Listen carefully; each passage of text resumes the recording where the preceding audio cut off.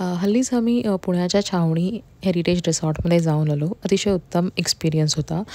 तुम्हाला छान असा मराठमोळा रॉयल स्टेकेशनचा एक्सपिरियन्स घ्यायचा असेल तर मस्ट स्टेकेशनचं ठिकाण आहे. जाताना आम्ही डायरेक्टली ओला केलेली. अराउंड ₹1600 आमचे झालेले. कारण कसं आहे ना, की इकडनं ट्रेन आणि पुन्हा तिकडनं लोकलाईट ऑटो गेलं तर अराउंड तेवढेच पैसे होतात. आणि जाताना ना हे दिसतंय तुम्हाला जम्बो पॅराडाईजला जाताना जे 2 दगड आपल्याला ते लागलेले ना मोठे, त्याच्या आधी जो लेफ्ट आहे ना, तिकडनं तो लेफ्ट घेतला की छावणी रिसॉर्ट आहे. सो जाताना मे बी तुम्हाला असं वाटेल की हा रस्ता बंद वगैरे आहे का? पण तसं नाही आहे, पुढे रोड आहे. गेल्या क्षणी अतिशय सुंदर आमचं असं वेलकम असं स्वागत केलं. छान असं तुम्हाला हार वगैरे घालून ओवाळतात. नंतर तुमचं रजिस्ट्रेशन घेतात.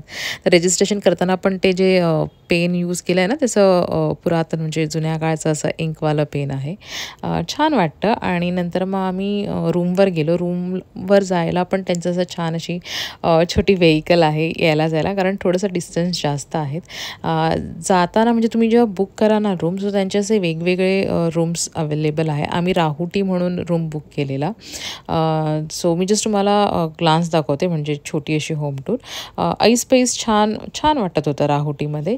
त्यांचं आय थिंक अजून असं रॉयल कार्ट, यशवंतवाडा, सर्जाराज असे वेगवेगळे त्यांचे ऑप्शन आहेत. सो यू कॅन ऑप्ट जसं तुम्हाला हवं तसं. आम्ही राहुटी केलेला आणि it was cost around I think including tax 10,620.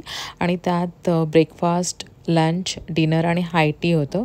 लंचचा experience अतिशय, लंच आणि डिनर दोघा म्हणजे जेवण अतिशय सुंदर आहे. मराठमोळं टिपिकल जेवण आहे, पण उत्कृष्ट दर्जाचं आणि चविष्ट आहे. मी तुम्हाला जस्ट दाखवते, असे बरेच ऑप्शन होते. म्हणजे चंगळ म्हणतात ना खायची, तर तशी खायची चंगळ होती. हाय टीला पण छान एक्सपिरियन्स होता. छान त्यांच्या ओपन गार्डन स्पेसमध्ये आम्ही बसून मस्त चहा घेतली. नाश्त्याला पण म्हणजे लाईक वडापाव, भजी असे वेगवेगळे ऑप्शन होते. तिथे तुम्हाला ना एक जंगल हे पण मिळते, नॉट ट्रायल म्हणजे असं जंगलातून असं जस्ट छोटी ट्रेकिंग टाईप ऑप्शन असतो.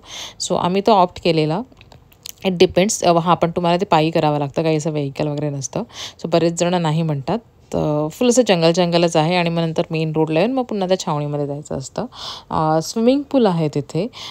सो तुम्ही स्विमिंगचा पण मस्त आनंद घेऊ शकता. आम्ही जस्ट थोडंफार असं स्विमिंगचं एन्जॉय केला आम्ही पण. आणि हा त्यांचा वेटिंग एरिया आहे बेसिकली. आईस्पेस छान आहे, मस्त. ॲक्च्युली तुम्ही बसलात ना तरी असं छान वाटतं इथे तिथे बघायला, कारण पूर्ण मोकळी जागा आहे. आणि नंतर मग आम्ही सकाळचा नाश्ता करून